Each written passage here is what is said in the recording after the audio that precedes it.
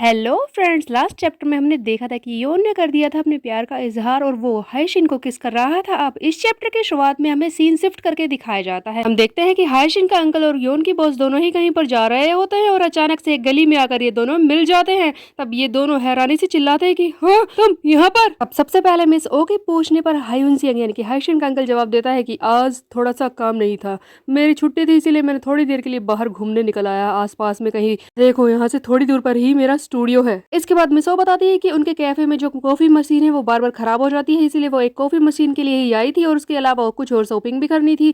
अब इसी तरह से ये दोनों घूम रहे थे और अचानक से मिल जाते हैं। अब आगे बात क्या करें, इसीलिए दोनों को ही समझ में नहीं आता। तब दोनों ही बोल देते हैं कि ठीक है, फिर मिलते हैं और यहाँ से जाने की कोशिश करते हैं। अब जैसे ही ह्यून सिंह अपना मुंह घुमाता है, वो सोचता है कि जैसे ही ये मुझे मिल गई है तो क्या मैं इससे कॉफी के लिए पूछ लूं।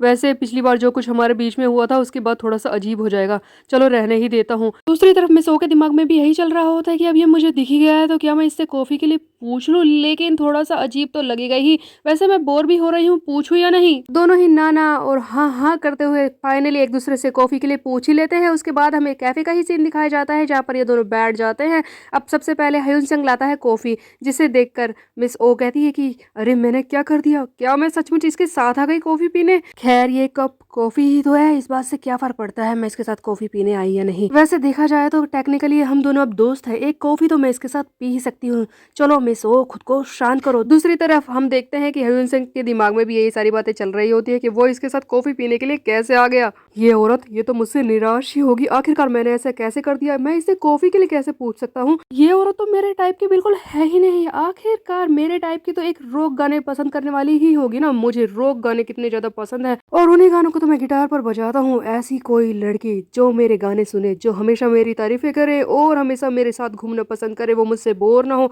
यही तो मेरा आइडियल टाइप होगा।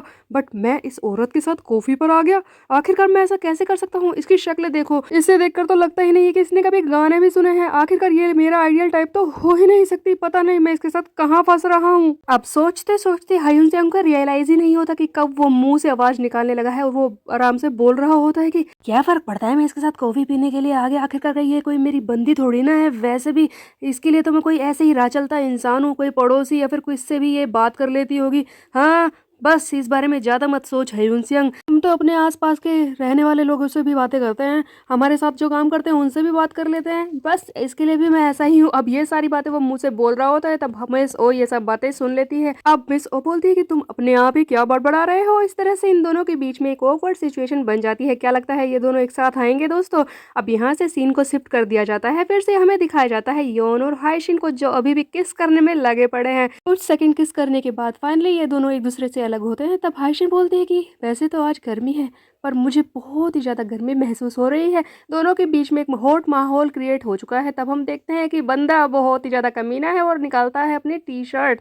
आखिरकार ये तो रेडी ही है। अब हायशिन इसे चिढ़ाती है और कहती है कि तुमने अपने कपड़े क्यों निकाल दिए, जिस पर योन कहता है कि तुम ही तो चाहती थी कपड़े निकलवाना, लेकिन ये लड़की मानती ही नहीं है, फिर से इससे चिपकने लगती है। तब योन कहता है कि तुम तो मुझसे दूर होने के लिए बोल रही थी। दोस्तों माहौल गर्मा रहा है, दोनों के बीच में प्यार की शुरुआत हो चुकी है। इसके बाद हम देखते हैं कि योन भी इसे इम्प्रेस करने की कोशिश करता है, बट लड़की मानती नहीं है और वो बोलती है कि देखो अभी ना दिन का टाइम है, इसीलिए मुझे थोड़ा सा अजीब लगेगा, क्या तुम मान सकते हो इस बात से, मुझे शर्म आएगी। अब बंदा तो बेचारा शरीफ है इस मामले में और मान ही जाता है, लेकिन फिर भी लड़की नहीं मानती और इसे परेशान करते हुए निकाल देती है अपने कपड़े। आई मीन गाइस, ये लव रोमांस की कॉमिक अचानक से हॉट कॉमिक कैसे बन गई। अब लड़की ने कपड़े निकाल दिए हैं, बंदा उसे लगातार घूर रहा है, दोनों के बीच में एक हॉट माहौल क्रिएट हो चुका है। अब दोस्तों यहाँ पर सॉफ्ट रोमांस से एडल्ट रोमांस की तरफ ये दोनों बढ़ने लगे हैं। हम देखते हैं कि दोनों ने अपने कपड़े उतार दिए हैं, दोनों ही एक दूसरे के करीब आने की कोशिश कर रहे होते हैं। लड़की बोल रही होती है कि तुम मुझे यहाँ से उठाकर बेड पे ले चलो, यहाँ पर बैठा नहीं जा रहा। अब लड़की सामने से ही बोल रही है तो लड़का मना करेगा ही क्यों। हम देखते हैं कि वो उसे उठाता है और बेड पर पटक देता है। दोनों ही एक दूसरे के बहुत ही ज्यादा करीब आ चुके हैं। अब हम देखते हैं कि हायशिन बेड पर आ चुकी है और योन इससे बोल रहा होता है कि तुम जितनी देखने में लगती हो ना उससे कहीं ज्यादा भारी हो, सचमुच मेरी कमर टूटने ही वाली थी। बंदी से चढ़ाते और कहते हैं कि तुम मेरे बारे में ऐसा बोल रहे हो, ठीक है मैं यहाँ से उठकर अपने घर ही चले जाती हूँ। लेकिन तब बंदा इसके ऊपर चढ़ जाता है और बोलता है कि नहीं, अब तो तुम यहाँ से घर नहीं जा सकती, किसी भी कीमत पर नहीं। हम देखते हैं कि इसे किस करने की कोशिश कर रहा होता है। तभी हमें दिखाया जाता है कि हायसिन अपने मन में सोच रही होती है कि क्या मैं ये ठीक कर रही हूँ। क्या इस वक्त इस तरह से मेरा योन के साथ होना ठीक है? मैंने इसे अभी तक नहीं बताया कि मैं ही लॉन्ग आफ्टरनून हूँ, फिर भी मैं इसका प्यार पा रही हूँ। आखिरकार क्या ये मैं इसके साथ सही कर रही हूँ? लेकिन क्या ये बात सही रहेगी कि मैं इससे चीज़ें छुपा रही हूँ इसीलिए मैं इसे अपना प्यार ना दूँ, मैं इसके करीब ना आऊँ? इन दोनों बातों में से क्या सही है, क्या अनफेयरनेस है, मैं समझ नहीं पा रही हूँ। वो खुशी जो इस वक्त मैं फील कर रही हूँ, वो प्यार जो मैं इससे चाहती हूँ, वो मुझे मिल रहा है, लेकिन वो अजीब सा डर इसे खो देने का, वो अजीब सी चुभन मुझे हो रही है कि मैंने इसे सच नहीं बताया। क्या मैं इससे दूर हो जाऊं? क्या मैं इसे अपना प्यार ना दूं? दोस्तों, हाइशिन डबल माइंड हो रही है कि वो ये सब करे या नहीं। दूसरी तरफ हम देखते हैं कि योन जो अभी तक इसे लगातार किस कर रहा होता है, उसके दिमाग में भी सोच आने लगती है। वो सोचने लगता है कि क्या मैं सही कर रहा हूँ, हाइसिन को इस तरह से किस करके उसके करीब आकर क्या मैं सही कर रहा हूँ? कुछ दिन से जो मैं अपने इमोशन से लड़ाई कर रहा हूँ, मेरे अंदर की फीलिंग्स, जो पहला प्यार का एहसास मुझे उसके साथ हुआ था, क्या मैं अब ये सब करके सही कर रहा हूँ? क्या एक नए प्यार की शुरुआत करके मैं सही कर रहा हूँ? सच तो ये है कि मैं हाशिन को सचमुच बहुत ही ज़्यादा पसंद करता हूँ, इससे प्यार करता हूँ, लेकिन मैं अजीब सी फीलिंग्स में फंसा हुआ हूँ। मुझे इसके सामने कुछ भी गड़बड़ नहीं करनी है, मुझे अपने आप को क्लमजी नहीं दिखाना, अपना डर दूर करना है। मुझे हाशिन के सामने खुद को मैच्योर दिखाना ही होगा, मुझे दिखाना होगा कि मैं कितना एक्सपीरियंस्ड हूँ। मैं इसके सामने अपने आप को बेवकूफ़ नहीं बना सकता। इस तरह से ही दोनों ही एक दूसरे के लिए पूरी कोशिश कर रहे होते हैं, दोनों के ही दिमाग में डबल माइंड्स आ रहे हैं, लेकिन ये दोनों ही एक दूसरे को पसंद करते हैं, ये बात पक्की है। दोनों के बीच में नज़दीकियाँ इतनी ज़्यादा बढ़ चुकी है कि ये दोनों इस प्यार के खेल को नेक्स्ट लेवल पर ले जाना चाहते हैं। हम देखते हैं कि हाइशिन से ये कंसेंट मांगता है, मतलब कि उससे पूछता है नेक्स्ट लेवल पर पहुंचाने का। तब हम देखते हैं कि हाइशिन भी बोल देती है कि मुझसे क्या पूछ रहे हो, तुम ही देख। हाइशिन बोल ही देती है कि देखो योन, वो वक्त आ गया है, मुझे लगता है कि हमें तैयार रहना चाहिए। तब योन भी तैयार हो ही जाता है, आखिरकार दोनों ही सेक्स करने के लिए तैयार है। हम देखते हैं कि योन खड़ा होता है और जाकर लेकर आता है वही कॉन्डम्स जिसने पहली डेट पर ही खरीद लिए थे। हाइशिन बोलती है कि ओह, ये तो वही है ना, ये अभी तक तुम्हारे पास है, तुमने इन्हें फेंका नहीं? जिस पर योन कहता है कि ऑफ कोर्स मैं इन्हें फेंकता क्यों, मैं तो बस इन्हें इस्तेमाल करने का इंतजार कर रहा था, और आज फाइनली वो दिन आ गया है जब योन को कोंडम इस्तेमाल करने का मौका मिला है। तब हाशिम बोलते हैं कि ओह, तो तुम इसको आज के दिन के लिए बचा रहे थे? जिस पर योन कहता है कि हाँ, मैंने काफी वक्त इंतजार किया है, मैं इसे आज के लिए ही बचा रहा था। अब दोस्तों, इससे पहले कि आगे कुछ जो हम देखते हैं कि यहाँ से सीन को स्विच कर दिया जाता है, हमें दिखाया जाता है मिस और हयून सिंह को। ये दोनों ही स्टूडियो में आकर पहुंच चुके हैं। हयून सिंह अपना स्टूडियो में शो को दिखा रहा होता है। सबसे पहले ये रिकॉर्डिंग रूम दिखाता है, जिसे देखकर मिस वो कहती है कि ओह, तो ऐसा होता है रिकॉर्डिंग रूम, ये तो स्कूल के किसी ब्रॉडकास्टिंग रूम के जैसा लग रहा है। वैसे तुमने ये स्टूडियो खुद ही शुरू किया है? जिस पर हयून सिंह कहता है कि नहीं नहीं, ऐसा बिल्कुल भी नहीं है, मैंने ये खुद नहीं शुरू किया, मैंने इससे पहले जो ओनर था उससे बस इसे खरीद लिया था और 2-4 चीजें बदल दी है, इतना ही मैंने किया है। देखो, मेरा एक बैंड था जहाँ पर एक साथी था जिससे मैं लगातार मिलता रहता था, वो थोड़ा सा ओल्ड भी था। अचानक से उसे अपने बच्चों के पास जाना था, अमेरिका शिफ्ट करना था, इसीलिए उसे स्टूडियो को बेचना था और मैंने उसी से इसे खरीद लिया है। हमें पता है उस वक्त बहुत ही ज़्यादा बुरा लगता था कि उसका स्टूडियो एक दिन बंद हो जाएगा, लेकिन आखिरकार उसने ये मुझे ही बेच दिया।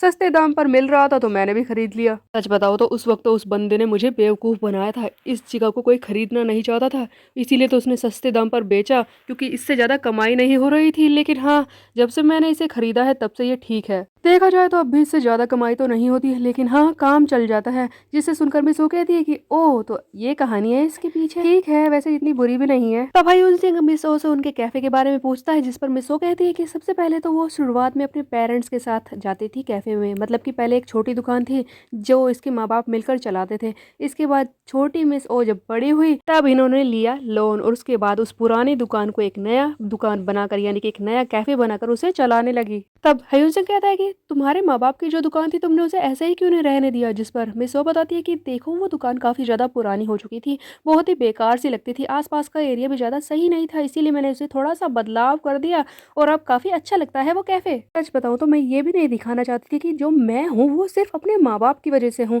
आखिरकार मैंने उनका दिया हुआ तो कुछ भी नहीं लिया है ना, मैंने लोन से वो सारी चीज़ें बनाई, और इस तरह से मैं दिखाना चाहती थी कि जो कुछ मैंने किया वो जीरो से शुरू किया है, और अब जो मैं कमा रही हूँ वो मेरी कमाई है। देखो, इसकी दूसरी वजह भी है, अगर मैं फेल हो जाती तो मैं अपने माँ बाप पर दोस्त तो नहीं धर सकती थी ना। जिस पर हयून सिंह कहता है कि ओ, तुम इतना ज्यादा सोचती हो, मैं ये बात सोच नहीं सकता था। अब ये सुनकर मिस ओ को बुरा लगता है और वो बोलती है कि क्या तुम्हें ऐसा क्यों लगा कि मैं किसी के बारे में सोचती नहीं? तुम्हें क्या लगता है कि मैं कोई पत्थर दिल इंसान हूँ जो किसी के बारे में नहीं सोचती? तब हयून सिंह इस बात को कवर करने की कोशिश करता है और कहता है कि नहीं नहीं, मेरा मतलब ऐसा बिल्कुल भी नहीं था। देखो, कुछ लोग ऐसे होते हैं जो अपने अंदर की फीलिंग्स को दिखा नहीं पाते, वो बस थोड़े से चार्मिंग होते हैं, अपने आप को छुपा कर रखते हैं, बस यही सब बोल रहा था। अब एक तरह से देखा जाए तो हयून सिंह ने अचानक से मिसो की तारीफ कर दी होती है। दोनों के बीच में एक ऑकवर्ड सी सिचुएशन आ चुकी है। हयून सिंह बात को बदलने की कोशिश करता है और बोलता है कि अच्छा ये बताओ कि तुमने अभी तक शादी क्यों नहीं की? ऐसा कोई तो होगा जो तुम्हें पसंद आया होगा इतने सालों बाद, कोई तो होगा जिसने तुम्हारे दिल में जगह बनाई होगी। जिस पर मिस वो कहती है कि नहीं ऐसा कुछ नहीं है, देखो सारा दिन मैं काम में लगी रहती हूँ और इसी तरह से टाइम मिलता ही नहीं है, इस तरह से मेरी जिंदगी निकलती जा रही है। वैसे तुम बताओ, क्या तुम्हें कोई लड़की पसंद नहीं आई? तुमने शादी क्यों नहीं की? ये सुनकर हयून सिंह बोलता है कि देखो वो बात ये है कि मुझे ना शादी करने का आखिरकार मन ही नहीं करता। आखिरकार तो मैंने आधा खुद ही हार मान ली है, और दूसरी आधी बात ये है कि शायद मैं ज्यादा अच्छा नहीं दिखता, इसीलिए मुझ में कोई इंटरेस्ट ही नहीं दिखा था। दोस्तों इस बंदे को तो अपने लुक्स पे भी भरोसा नहीं है। आखिरकार योन ने भी हाइशिन का इसे बॉयफ्रेंड मान लिया था। आखिर ये देखने में तो ठीक ही लगता है। ये सुनकर मिसो कहते हैं कि हाँ बकवास मत करो, तुम तो काफी ठीक दिखते हो, बस तुम्हें बाल काटने की जरूरत है और फिर देखना तुम तो एकदम शरीफ दिखते हो और तुम्हारी शादी तो पक्का हो जाएगी। जिस पर हयून सिंह कहता है कि ओह तो तुम्हें लगता है कि मेरी शादी इसलिए नहीं हो रही कि मेरे बाल लंबे हैं? ऑफ कोर्स किसी लड़की को ऐसा लड़का थोड़ी ना पसंद आएगा जिसके बाल आसपास गिरते रहे। अच्छा तो तुम ये कहना चाहती हो कि तुम्हें लंबे बालों से दिक्कत है इसलिए तुम किसी को पसंद नहीं करोगी? ऑफ कोर्स मैं यही कह रही हूँ। देखो हम एक लड़का चुन रहे हैं, कोई कुत्ता थोड़ी ना जिसके बाल हमें देखने हैं, वो भी इतने बड़े बड़े। हाँ हाँ वैसे तुम बताओ, अगर मैं तुमसे बोलूँ अपने बाल बढ़ाने को तुम बढ़ा लोगी? जिस पर मिसो बोलती है कि मैं क्यों बाल बढ़ाऊंगी, मुझे तो ऐसे छोटे बाल ही पसंद है, मैं तो तुम्हारे कहने पर बाल बिल्कुल भी नहीं बढ़ाऊंगी। दोस्तों बातों ही बातों में कुछ ऐसा हो चुका है कि ऐसा लग रहा है कि दोनों एक दूसरे से ही शादी की बात कर रहे हैं, मतलब कि एक दूसरे की बातें मान रहे होते हैं, जवाब दे रहे होते हैं। अब फाइनली दोनों ही रियलाइज करते हैं कि ये क्या बकवास कर रहे हैं। लेकिन अचानक से मिसो बोलती है कि तुमने अभी मेरे बालों के बारे में कहा कि मैं इन्हें बढ़ाऊं, क्या ये अच्छे नहीं दिखते? जिस पर हयून संग बोलता है कि देखो वैसे ये थोड़े ठीक ही दिखते हैं।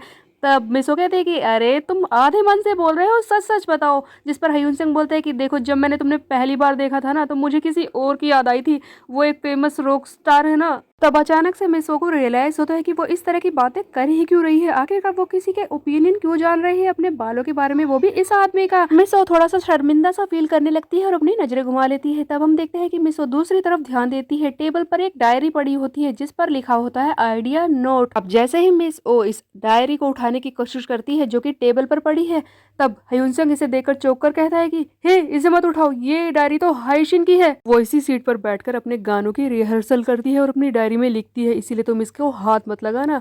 जिसे सुनकर मिसो कहती है कि ठीक है मैं नहीं ले रही। वैसे हाइशिन वो है कहाँ पर, मुझे दिखाई नहीं दे रही। जिस पर हयून सिंह बताता है कि आज उसकी छुट्टी है इसीलिए वो शायद योन से ही मिलने गई होगी। ये सुनते ही मिसो खुश हो जाती है और कहती है कि ओ वो योन के साथ है, लगता है आज तो फिर से योन से मुझे कोई इंटरेस्टिंग स्टोरी सुनने को मिलेगी, क्या बात है। ये सुनकर हयून सिंह कहता है कि क्या कोई इंटरेस्टिंग स्टोरी, तुम किस बारे में बोल रही हो? वैसे मैं तुम्हें बता दूं कि हाइशिन जैसी दिखती है वैसी नहीं है, वो बाहर से दिखने में बहुत ही ज्यादा मजबूत लगती है लेकिन अंदर से वो उतनी ही ज्यादा सॉफ्ट है। कुछ बातों को लेकर बहुत ही ज्यादा टची है, उसे बहुत ही ज्यादा जल्दी बुरा लग जाता है। अगर किसी बात से उसे बुरा लग गया तो वो उस बात को बहुत ही ज्यादा फील करती है।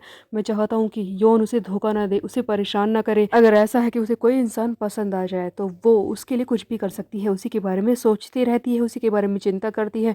इसीलिए मैं चाहता हूँ कि योन भी इस बात से कंफ्यूज ना हो कि वो उसके साथ होना चाहता है या नहीं, वो उसे परेशान बिल्कुल भी ना करे। तब ये सुनकर मैं सो कहती है कि तुम तो काफी सीरियस हो गई, हाइशिन की इतनी ज्यादा चिंता मत करो, वो खुद को संभाल लेगी, वो एक ईमानदार लड़की है। वैसे ठीक है मुझे यहाँ से चलना चाहिए, देखो मुझे घर जाना होगा, घर के भी कुछ काम पड़े होंगे, तो फिर मिलते हैं। अगली बार जब हम मिलेंगे तो ड्रिंक करेंगे और हाँ इसी तरह की बातें करेंगे जो आज हुई है। अब ये कहकर मिस ओ तो वहां से चली जाती है और ये सब सुनकर हयून सिंह भी शौक में रह जाता है कि ये ड्रिंक पर चलने की बात कर रही है। अब यहाँ से सीन को फिर से शिफ्ट कर दिया जाता है, हमें दिखाया जाता है फिर से योन और हाइसिन को जो कि बहुत ही ज्यादा प्यार में डूबे हुए हैं। इन दोनों के बीच में ऑलमोस्ट सेक्स होने ही वाला है। दोस्तों हम देखते हैं कि हाइसिन योन को प्रिपेयर होने के लिए बोलती है, योन अपना कॉन्डम प्रिपेयर कर लेता है। हाइसिन लगातार सब कुछ देख रही होती है, रोमांस वाइल्डनेस की हद तक पहुंचे। इससे पहले कि हम देखते हैं कि हाइसिन पहले तो शर्मिंदा फील कर रही होती है, थोड़ी सी शाय होती है, उसके बाद हम देखते हैं कि अचानक से वो रोने लगती है। अब दोस्तों बंदा तो तैयार है कि वो दिखाकर रहेगा हाइसिन को वो लव में कितना ज्यादा एक्सपीरियंस्ड है, बट हाइशिन वो अचानक से रोने लगती है, जिसे देखकर योन कहता है कि हाइशिन क्या हुआ, क्या तुम परेशान हो, तुम रो क्यों रही हो। तभी हाइशिन को रियलाइज होता है कि वो रो रही है और वो कहती है कि अरे मैं रो क्यों रही हूँ। लेकिन योन को लगता है कि वो खुद को हाइशिन पर फोर्स कर रहा है, कहीं वो हाइशिन के साथ जबरदस्ती करने की कोशिश तो नहीं कर रहा, कहीं उसका मन ही ना हो। तब हाइशिन बोलती है कि नहीं नहीं ऐसा कुछ नहीं है, तुम गलत मत सोचो, वो बस ऐसा हुआ कि आज मैं इतनी ज्यादा खुश हो गई कि मेरी आंखों से आंसू झलक आए, तुम इस बारे में कुछ गलत मत सोचना, ऐसा नहीं है कि मुझे ये पसंद नहीं आ रहा। तब योन कहता है कि क्या मैं तुम्हें फोर्स कर रहा हूँ, क्या मैं पीछे हट जाऊँ। जिस पर हाइशिन कहती है कि नहीं नहीं तुम बुरा मत मानो योन, जैसा कि मैंने तुमसे कहा कि आज सब कुछ बहुत ही अच्छा हुआ, हमारी डेट अच्छी हुई, उसके बाद ये सब बहुत ही ज्यादा ही हो गया था, इसीलिए मैं बस थोड़ा सा इमोशनल हो गई और मेरे आंसू आ गए। जैसा तुम सोच रहे हो वैसा बिल्कुल भी नहीं है योन। देखो मैं जानती हूँ कि ये सब थोड़ा सा अजीब है कि मैं इस वक्त भी ये सोच रही हूँ कि ये सारी बातें एक दिन खत्म हो जाएगी, ये बेस्ट मोमेंट एक दिन के लिए चला जाएगा और आगे चल के थोड़ा सा कुछ गलत ना हो जाए, इसीलिए मैं बस थोड़ा सा अजीब महसूस कर रही थी और इमोशनल हो गई। जिस पर योन कहता है कि ओह रिलैक्स करो हाइशिन, एक काम करता हूँ मैं थोड़ी देर के लिए लेट जाता हूँ, तुम अपने दिमाग को शांत करो, खुद को शांत करो। तो उसके बंदे का मन तो नहीं है, फिर भी उससे लड़की के आंसू देखकर दया आ जाती है और वो बगल में लेट जाता है। तब हाइशिन बोलती है कि तुम अजीब तो फील नहीं कर रहे, तुमने सब कुछ प्रिपेयर कर लिया था और इस तरह से क्या हो गया हाइशिन, फिर से प्रिपेयर कर लेंगे, इस बात में कोई बड़ी बात नहीं है, तुम आराम करो। अब योन किसी तरह से खुद को शांत करने की कोशिश कर रहा होता है और सोच रहा होता है कि मैंने गड़बड़ कर दी है, आखिरकार आज मैंने इसे कन्फेस्ट किया और उसके बाद ही मैं ये सारे काम करने लग गया, आखिरकार मैं ऐसा कैसे कर सकता हूँ, खुद को संभाल नहीं सकता था, मैंने इसे कुछ ज्यादा ही परेशान कर दिया, ये बहुत ही ज्यादा इमोशनल हो गई होगी। वैसे सच बताऊं तो मैं भी इमोशनल हो गया था, बह गया था हालात में, लेकिन अब खुद को संभालना होगा। तब ये हाइजीन की तरफ ध्यान देता है, वो बहुत ही ज्यादा इमोशनल होती है, अभी भी हल्का रो रही होती है। तभी उन कहता है कि खुद को शांत कर, संभाल खुद को यौन, खुद को शांत कर, अपने आप को शांत कर। हाँ मैं जानता हूँ कि मेरा दिल फट रहा है, मैं खुद को रोक नहीं पा रहा, बट आयशीन रो रही है और मैं इस तरह से नहीं कर सकता, मैं खुद को रोकूंगा। और इस तरह से योन किसी तरह से खुद को रोकता है और अचानक से हाइसिन को कंसोल करने के लिए बातें शुरू करता है और कहता है कि देखो हाइसिन, पता है तुम्हें, मुझे अचानक से याद आया कि आज मैंने तुम्हारे लिए पास्ता क्यों बनाया था। दोस्तों वाइल्डनेस की हद होने के बाद फाइनली योन को खुद पर कंट्रोल करना पड़ा। अब क्या वो खुद को संभाल पाएगा। उसने हाइशिन से कन्फेस किया है कि वो उसे पसंद करता है, ऐसा तो नहीं है कि वो उसे जबरदस्ती फोर्स कर सकता है, वो रो रही है इसीलिए वो उसे फोर्स तो करेगा नहीं, लेकिन वो आगे क्या करेगा ये हम देखेंगे नेक्स्ट चैप्टर में। तब तक के लिए मेरे चैनल को सब्सक्राइब कर ले, बेल के आइकन को प्रेस पे। मिलते हैं, बाय बाय गाइस।